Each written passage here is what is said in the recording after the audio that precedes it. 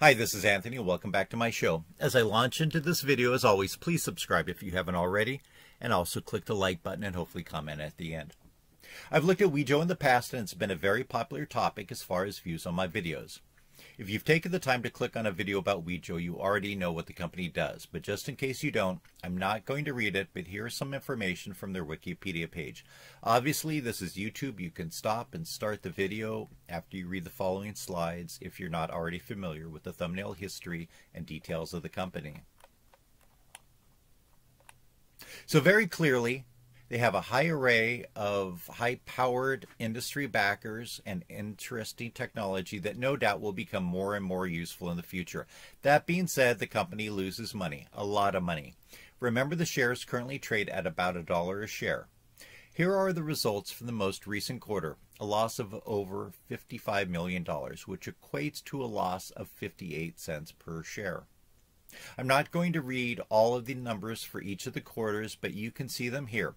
I'm going back in time for a year. Of course, don't base any decisions on just looking at the thumbnail sketch of financials here. Be sure to look at more complete financials and other documents that they file with the SEC.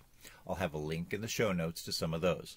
So based on the fundamentals, the stock does not look great as an investment. And of course, just looking at charts, you can see this has not been a great investment for anyone. Year to date, it's down 84%. And because it came public through a SPAC merger less than a year ago, you would be down over 89%. With returns like that, you probably regret not just investing in a dog-themed meme crypto coin. Other factors to consider when dealing with what is now basically a penny stock. The total market cap of this company is $113 million. It's traded on NASDAQ, and NASDAQ has certain requirements for continued listing. The next 4 slides are taken from information that Investopedia has, which are probably taken from NASDAQ's website. They describe what requirements a company must meet to maintain continued listing on the NASDAQ exchange. Is Wejo at risk of being delisted? I think that it's getting close to triggering some of the relevant requirements. Just something to think about. Again, you could stop and start this video if you want to read the information on the following slides. And the last thing I want to discuss today is the distinct possibility that they may have a reverse split sometime in the future.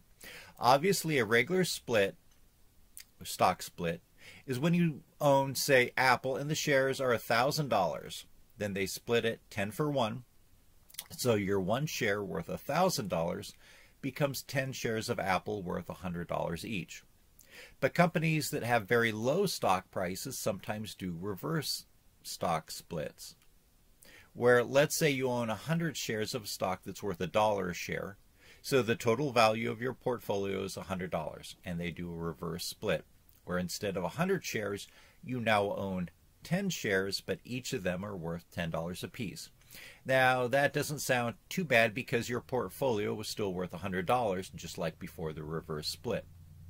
But the problem with reverse splits, at least one of them, is that many, but not all brokers charge a reverse split fee.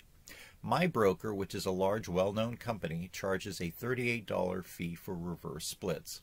So let's say you bought 100 shares of Wejo today, and let's say that it was $1 a share. So your total cost out of pocket would be $100. And then the shares continued declining. And the company announces, because the shares are going below $1, that they're going to do a 10 for 1 reverse split. But let's say that you have long-term confidence in the company and you want to hold on for a few years. Do you sell now at a loss so that you avoid the reverse split fee and then buy back into the shares after the reverse split? If you do that, then you've lost money in this example, at least at this point, because you had to sell at a lower price that you bought in at.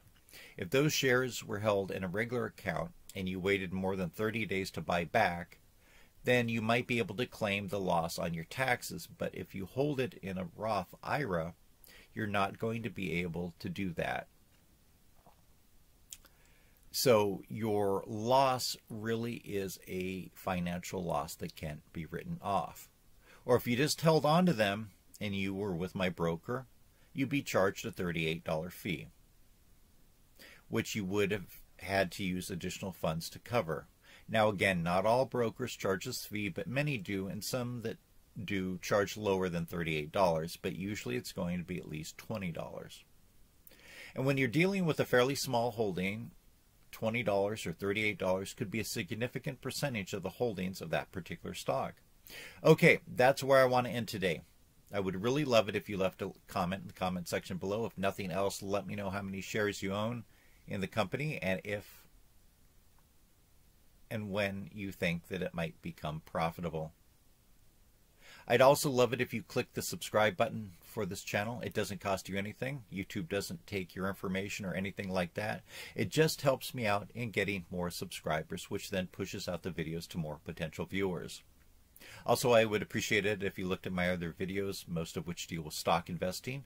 But I also look at a few side hustles, and I've done some videos on supposed treasure in the Pacific Northwest, as well as some unsolved mysteries such as the D.B. Cooper skyjacking over Washington State.